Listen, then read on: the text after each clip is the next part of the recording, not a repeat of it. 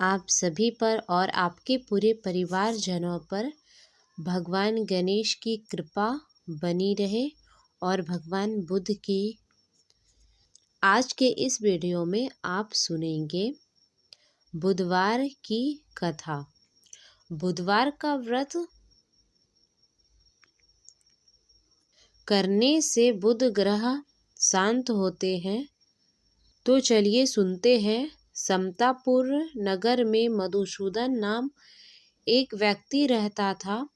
वह बहुत धनवान था। मधुसूदन का विवाह बलरामपुर नगरी की सुंदर लड़की संगीता से हुआ था।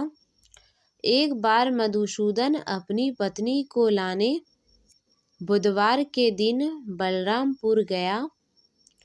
मधुसूदन ने पत्नी के माता पिता से संगीता को विदा करने के लिए कहा।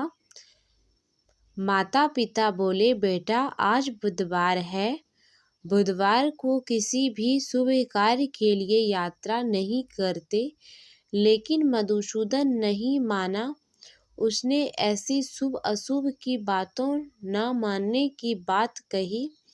दोनों ने बैलगाड़ी से यात्रा प्रारंभ की। 2 कोस की यात्रा के बाद उसकी गाड़ी का एक पहिया टूट गया। वहां से दोनों ने पैदल ही यात्रा शुरू की। रास्ते में संगीता को प्यास लगी। मधुसूदन उसे एक पेड़ के नीचे बिठाकर जल लेने चला गया। थोड़ी देर बाद जब मधुसूदन कहीं से जल लेकर वापस आया तो वह बुरी तरह हैरान हो उठा, क्योंकि उसकी पत्नी के पास उसी ही शकल सूरत का एक दूसरा व्यक्ति बैठा था। संगीता भी मधुसूदन को देखकर हैरान रह गई। वह दोनों में कोई अंतर नहीं कर पाई। मधुसूदन ने उस व्यक्ति से पूछा, तुम कौन हो और मेरा पत्नी के पास क्यों बैठे हो? मधुसूदन की बात सुनकर उस व्यक्ति ने कहा, अरे भाई, यह मेरी पत्नी है, संगीता है। मैं अपनी पत्नी को ससुराल से विदा कर लाया हूँ। लेकिन तुम कौन हो जो मुझसे ऐसे प्रश्न कर रहे हो? मधुसूदन ने कहा, तुम जरूर कोई चोर या ठग हो। यह मेरी पत्नी संगीता है। मैं इसे पेड़ के नीचे बिठाकर जल लेने गया था। इस पर उस व्यक्ति ने कहा, अरे भाई, झूठ तो तुम बोल रहे हो। संगीता को प्यास लगने पर जल लेने तो मैं गया था। मैंने तो जल लाकर अपनी पत्नी को पिला भी दिया।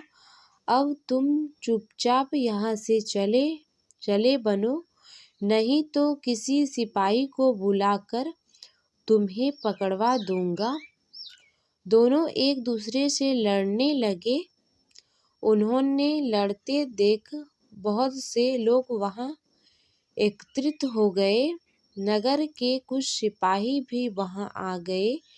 सिपाही उन दोनों को पकड़कर राजा के पास ले गए। सारी कहानी सुनकर राजा भी कोई निर्णय नहीं कर पाया। संगीता भी उन दोनों में से अपने वास्तविक पति को नहीं पहचान पा रही थी। राजा ने दोनों को कारागार में डाल देने के लिए कहा। राजा के फैसले पर असली मधुसूदन भयभीत हो उठा। तभी आकाशवाणी हुई, मधुसूदन, तूने संगीता के माता पिता की बात नहीं मानी और बुधवार के दिन अपनी ससुराल से प्रस्थान किया। यह सब भगवान बुद्धदेव के प्रकोप से हो रहा है। मधुसूदन ने भगवान बुद्धदेव से प्रार्थना की, हे भगवान बुद्धदेव, मुझे क्षमा कर दीजिए। मुझसे बहुत बड़ी गलती हुई। भगवान, भविष्य में अब कभी बुधवार के दिन यात्रा नहीं करूँगा और सदैव बुधवार को आपका व्रत किया करूँगा। मधुसूदन के प्रार्थना करने से भगवान बुद्धदेव ने उसे क्षमा कर दिया। तभी दूसरा व्यक्ति राजा के सामने से गायब हो गया। राजा और दूसरे लोग इस चमत्कार को देख हैरान हो गए।